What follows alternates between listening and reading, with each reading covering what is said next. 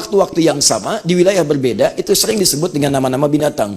Contoh, Prabu Siliwangi namanya Pamanaharasa, kadang disingkat dengan Manaharasa, menikah dengan Nyai Subang Larang, muridnya Syekh Qura, ya Syekh Hasanuddin, yang beliau belajar di Mekah, maka disebut Ummul Qura. Pulang kemudian ke Karawang, mengajar di sana, mendirikan pesantren, disebut dengan pesantren Ummul Qura, pesantren Qura, ya pesantren disebut Syekh Qura, Syekh Qura sampai dengan sekarang.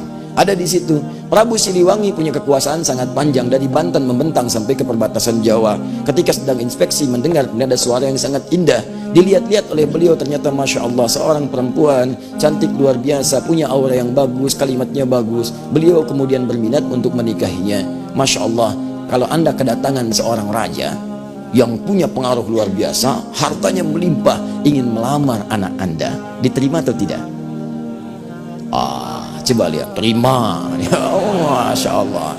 Baik, raja itu adalah Fir'aun, diterima nggak? Lihat dulu raja itu siapa. Perhatikan Nyai Subang Larang, ini raja punya pengaruh luas, tapi di hatinya keluar kalimat yang sangat indah. Anda masuk Islam, saya terima pinangannya.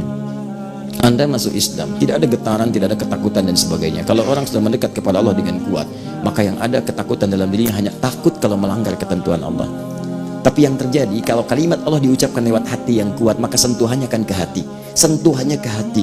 Di ketika Anda tepat menyentuh dia di hatinya, maka dia akan jadi milikmu selamanya. Wah, masuk dia ke situ. Kenapa? Catat tuh. buat status ya. Kemudian nikah dengan Nyai Subang Larang, masuk Islam.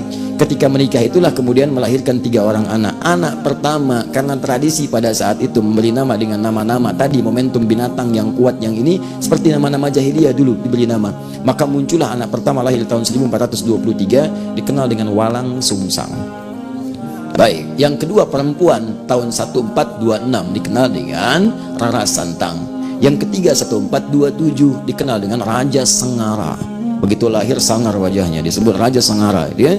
Nah ini kemudian berubah nama, Walang Sungsang jadi Abdullah Iman, Rara Santang nanti menjadi Syarifah Mudaim. Keterangan ini disebutkan diantaranya dalam buku Api Sejarah karya Profesor Ahmad Mansur Suryanegara halaman 147 ya, dicetakkan tahun 2017 di bulan April bertepatan dengan Jumadil Awal. Nah teman-teman sekalian, di situ turunannya. Nanti kalau dibahas lebih panjang lagi, Syarifah Mudaim dengan Abdullah Iman kemudian pergi menunaikan haji. Saat menunaikan haji di situ bertemu dengan salah seorang anak Ahmad Jumadil Kubra, namanya Syarif Abdullah, berasal dari Mesir, menikah dengan Syarifah Mudaim, melahirkan anak namanya Syarif Hidayatullah.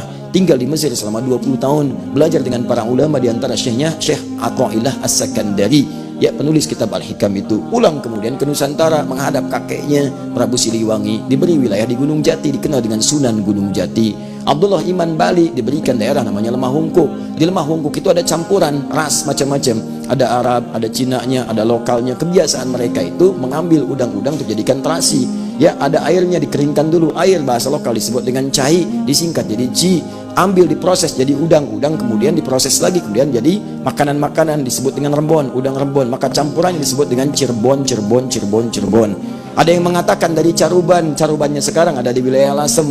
Kalau Anda ke Lasem, kalau Anda lewat misalnya dari Pantura itu, dari Semarang belok kiri masuk ke Demak, Demak kemudian tembus ke Kudus, Kudus kemudian ke Pati, Pati ke Rembang masuk Lasem. Sebelum Masjid Agung sebelah kirinya ke arah kemudian pantai, belok kiri, di situ ada wilayah Caruban, ada pantainya di situ. Ada beberapa yang makam-makam yang orang-orang dulu di situ, ya. Nah, kira-kira begitulah ya. Di Cirebon. Sudah, nanti kelamaan kita. Apa hubungannya dengan Maulid Nabi? Tidak ada ya. Balik ke sini. Nah, jadi tahun-tahun nama-nama hewan itu biasa dulu tuh muncul seperti itu untuk mengenang peristiwa. Paling gampang ada peristiwa apa, itu yang dimasukkan. Nah, setelah datangnya Islam nanti diatur tertib, kalender jadi tertib, penanggalannya ada, tahunnya ada, bahkan nama-namanya dikembalikan kepada nama-nama yang terbaik. Bahkan di masa Nabi melarang para sahabat untuk menggunakan nama-nama satu yang sifatnya makruh. Makruh itu kesannya buruk, bisa menjadikan jelek bagi dirinya walaupun tidak langsung haram. Bisa nama-nama yang mengundang bencana. Jadi jangan berikan nama-nama walaupun Anda melihatnya enak, tapi jangan diberikan seperti itu. Seperti nama-nama yang mengundang misalnya orang lain menertawakan dia, diberi nama dengan pelawak misalnya, kan? Atau diberi nama dengan yang mendatangkan musibah. Siapa ini? Ini si sedih berkali-kali, ya kan? Nah, itu nggak boleh. Jangan tinggalkan, termasuk gelar. Bahkan turun ayat di situ. Bi'sal ismul fusuqu ba'dal iman. Jangan kalian tanabazu bil alqab, berikan gelar-gelar yang tidak sesuai, apalagi gelar-gelar menyimpang. Di ustadz misalnya sekarang banyak disingkat, nggak apa-apa kalau bagus, tidak ada masalah untuk memudahkan. Ustadz Adi Hidayat UAH, Ustadz Abdul Somad misalnya UAS, Ustadz Bakhtiar Nasir UBN. Tapi tidak semua ustadz disingkat jadi bagus. Ustadz Yaya Kusmayanto Uya-Kuya misalnya, kan nggak enak. Sudah. Dah dihafal.